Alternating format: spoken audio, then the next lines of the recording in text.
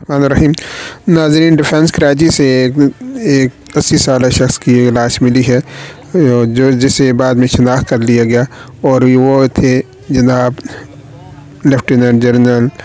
ظفر حسین عثمانی صاحب، جو کہ کور کمانڈر کراچی بھی رہ چکے ہیں۔ ظفر حسین عثمانی مولانا تقی عثمانی صاحب کے قریبی رشتہ دار ہیں، اور وہ اپنی 30 سالہ پرانی کار کو چلا رہے تھے کہ کس طرح انہوں نے ہارٹ اٹیک ہوا، اور اس کے بعد جب وہ پولیس کو اطلاع ملی تو انہوں نے فوراً اسے PNS شفا ہاسپٹل میں منتقل کر دیا، جہاں ڈاکٹروں نے ابتدائی رپورٹ جاری کرتے ہوئے کہا کہ ان کی موت طبی طور پر ہوئی ہے، اور ہارٹ اٹیک کے نتیجے میں وہ اللہ کو پیارے ہوئے ہیں۔ جناب ظفر حسین عثمانی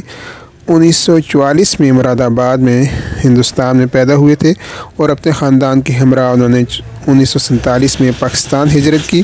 اور 1966 میں وہ فوج میں بھرتی ہوئے، جس کے بعد وہ ترقی کرتے کرتے deputy chief of army staff بھی بنے۔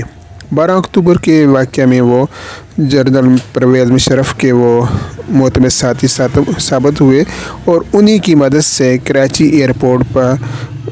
پر اس کا طیارہ مشرف کا طیارہ جو اتار لیا گیا، کیونکہ انہوں نے